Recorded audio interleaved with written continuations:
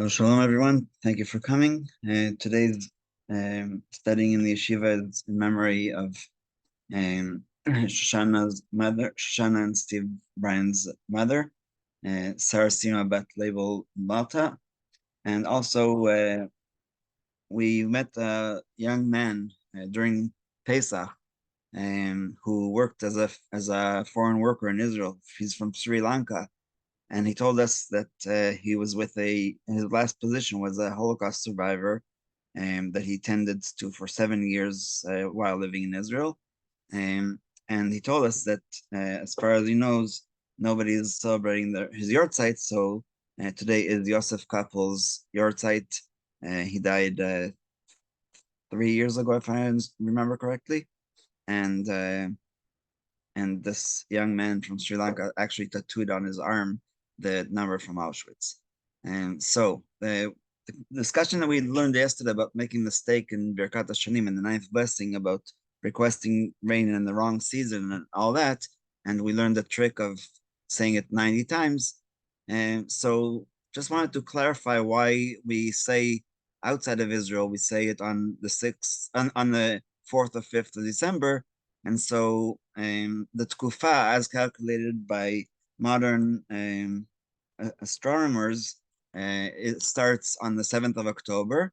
This past year, it started at around 10:30 at night on the 7th of October. So that day will always be remembered. And so I went to date calculator and calculated to the 5th of December. And in fact, it is 60 days after the beginning of the what's called Tkufat Tishrei. So Tkufat Tishrei is the day that we have that's when the fall begins. And so in Israel, we ask for rain after Sukkot. We said yesterday and the day before on the 7th of Cheshvan. So let's get into that more accurately. So the Chachamim sages postponed the commencement of the request for rain in Babylon after the until the 60th day of the winter season, which comes out to be the 4th or 5th of December.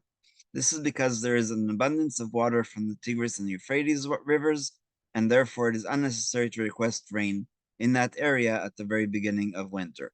All people living outside of Israel follow that custom of Babylon and start asking for rain starting from the 60th day of the season.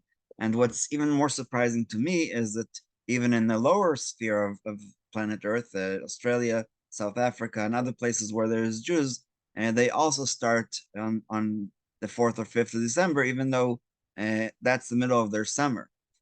So it's just this way. There's only two beginning dates. And the question is basically, if you're traveling from Israel, outside of Israel, before or after you started already praying for rain, do you stop when you get to America, let's say, or do you continue? And also the question of the opposite. If somebody came from Chutz La'aretz to visit their nephew in the middle of November, when it's still not time to say the Birkat Hashanim, do they follow the custom in the land of Israel and start saying it, and then when they go back, stop? And that's basically the question. We know also, just to make sure that we understand this, we know that when you are living outside of Israel, you have to keep 2 days of Yantiv, and so the rule there is if you are only temporarily outside of Israel, let's say for a sabbatical, but it's not a full year, then you follow the custom of Israel of only one day. But if you are living there permanently or semi-permanently, then you obviously change. And the opposite, when you come to Israel for yeshiva during the year after high school, you have to keep 2 days yantav because you're not considered an ole or a resident of Israel. So that's why this is the reference between the blessing of rain very much compared to the second day of yantav. So regarding a person residing in Israel who leaves the country for a few months, there is a disagreement. Some say that he should request rain as they do in Israel, for that is his home, and so he's obviously thinking of his family that's still there, or maybe have relatives. And others say that he should request rain according to the custom of the place where he is, and that's why in my note I said that we're going to discuss: do we say when in Rome do what Romans do? Because that's the question. If you temporarily are outside of Israel do you say rain? And the request for rain. And so I think that that's the majority of poskim. In any situation of uncertainty, one should request rain in the blessing of Shomei Tefillah, the 16th blessing, and not in Birkat Hashanim, thereby fulfilling his obligation according to all opinions. And see the note for details of the halacha, which basically says that the Yalkut Yosef, Rav Avad Yosef, wrote a whole series of books, and the way that he always ruled halacha is basically taking all the opinions that he knows about a certain question and counting them in his head, and he always goes according to the majority. So he says that if you do only go for a visit, let's say that you're coming to America for a wedding or something like that, then you say V'ten bracha instead of V'ten Talmud Tardecha, even though you already started saying that in Israel. So you change basically to where you are.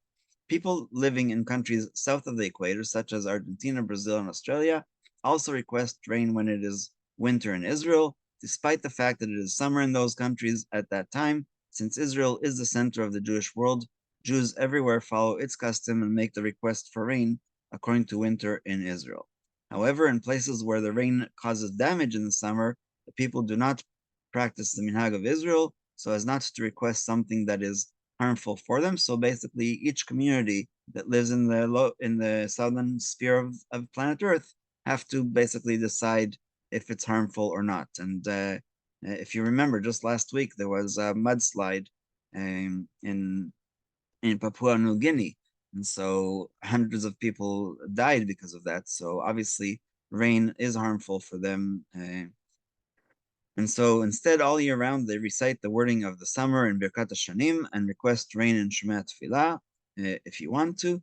During their winter, they should have in mind the place in which they live, and during Israel's winter, they should think of Israel.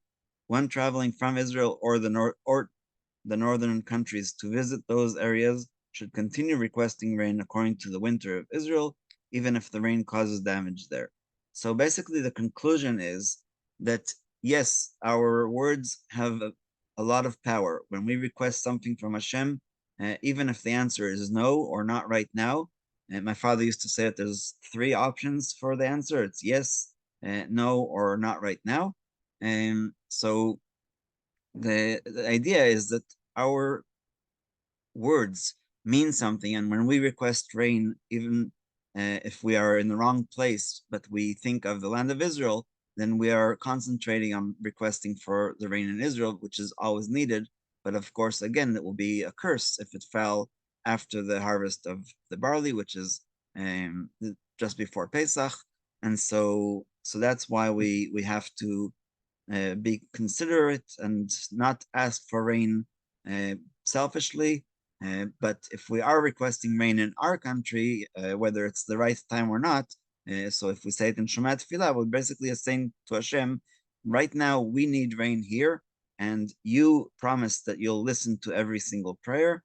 And so that's what we are concentrating on. But of course, we leave it up to Hashem to decide what Hashem actually wants to do, if to give rain or not. And so it's a very interesting approach, because it means that we have this notion that as long as we're requesting something, but with limitations, and knowing that we are responsible for something that our words caused, we have that in mind, and we are a lot more careful, and also can concentrate better on the request that we're making.